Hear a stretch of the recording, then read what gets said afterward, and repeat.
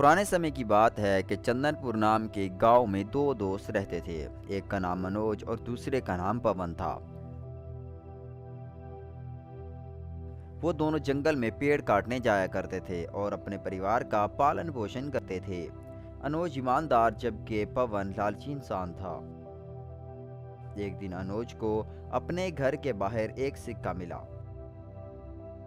उसने वो सिक्का पवन को दिखाया।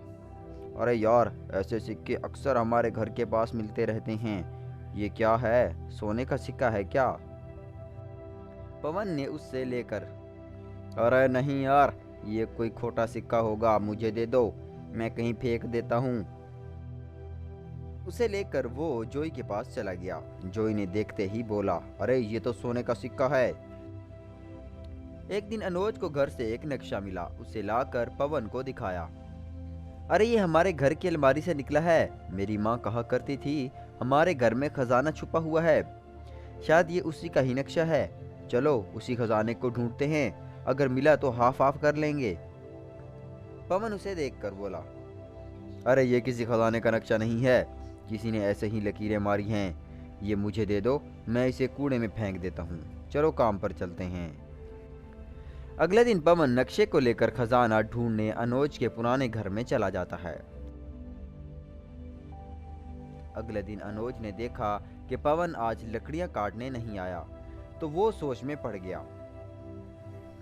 और बाद में पवन की पत्नी से पूछा। तभी पवन की बीवी बोलती है, पता नहीं, कल रात बिना सोए नक्शा देखे जा रहे थे। सवेरे सवेरे नक्शा और हथौड़ा लेकर कहीं चले गए हैं और कह रहे थे 2 दिन लगे या 4 दिन, मेरी फिक्र मत करना। ये सब कहकर चले गए। ये सुनकर अनुज समझ गया कि उसने इसके साथ धोखा किया है। अनुज के पुराने घर पहुंचते ही, हाँ यही वो घर है। उस बेवकूफ़ ने मुझ पर ऐसे ही यकीन कर लिया कि ये नक्शा नहीं, ये तो कोई लकीरें हैं। चाहे जितना वक्त लगे, मैं खजाना ढूंढ कर ही रहूंगा।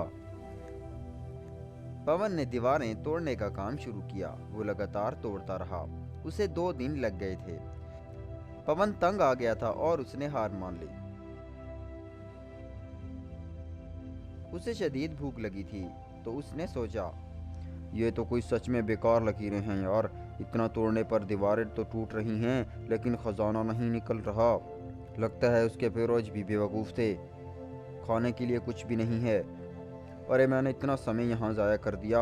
इतने दिन में तो मैं लकड़ियाँ काटता तो अच्छा खासी आमदनी हो जाती। ऐसा उसने सोचा। ये सोचकर वो घर की तरफ चल दिया। फिर गांव में जाकर वो अनुज से मिला। तेरी वजह से मेरा समय दुष्ट हो गया। वहाँ खजाना ही कुछ नहीं था। अगर आइंदा ऐसा धोखा दिया तो ठीक नहीं होगा। अच्छा, मैंने धोखा दिया? मैंने तो कहा था कि दोनों चलते हैं, मिलकर खजाने को ढूंढते हैं। लालच में आकर तुम अकेले ही चले गए। शर्म करो कमीने, तुम्हें देखकर चिढ़ होती है। खजाने के लिए दोस्त को धोखा देते हो? जी हाँ जी हाँ, वहाँ जैसे तो खजाना भरा पड़ा है ना। तुम्हारे मूर्खों ने नक्शा बनाया है और तुमने क्या दिखाया है, और मैं पागलों की तरह उसे ढूंढने चला गया। मेरा जूता और मेरा सर होना चाहिए। ये लो तुम्हारा काम ना आने वाला नक्शा। ये कहकर वो वहां से चला गया। रात को अनुज नक्शे को देखकर अपनी पत्नी से बोलता है, लक्ष्मी, लगता है ये सचमुच का नक्शा है। किसी भी कामयाबी के लिए इंसान में सब्र होनी चाहिए। उसने सिर्फ 2 दिन कोशिश की है। मैं इस खजाने को ढूंढ कर ही रहूंगा। कितना ही समय क्यों ना लग जाए, अगर हमारी किस्मत में हुआ तो ये खजाना ज़रूर मिलेगा। अगले दिन वो अपने बैल पर कुछ सामान लेकर जा रहा था, तो उसे देखकर पवन हंसने लगा। अरे चल पड़े खजाने की खोज में, अरे वही खजाना चाहिए, कहकर उसका मजाक उड़ाने लगा। कुछ देर चलने के बाद वो अपने पुराने घर में पहुंच गया। वो घर को देखकर बोला, अरे पवन ने तो बहुत मेहनत की है। उसने खजाने को काफ़ी ढूंढा है और काफ़ी दीवारें भी तोड़ी हैं। न जाने अब मुझे कितने दिन खजाना खोजना पड़ेगा। भगवान, मैं सब्र के साथ जितने भी दिन लगे मैं खजाना ढूंढ कर ही रहूँगा। ये खजाना मिले ऐसा आशीर्वाद दीजिए। ये कहकर एक जोर से हथौड़ा मारा। बस दीवार टूटा और खजाना सामने आ गया। ये देखकर अनुज बहुत खुश हो जाता है। और जल्दी से सोने को बोरियों में भरने लगता है और घर की तरफ चला जाता है। यूं उसने एक बहुत बड़ा बंगला बना लिया था और वो गरीबों की मदद करने लगा।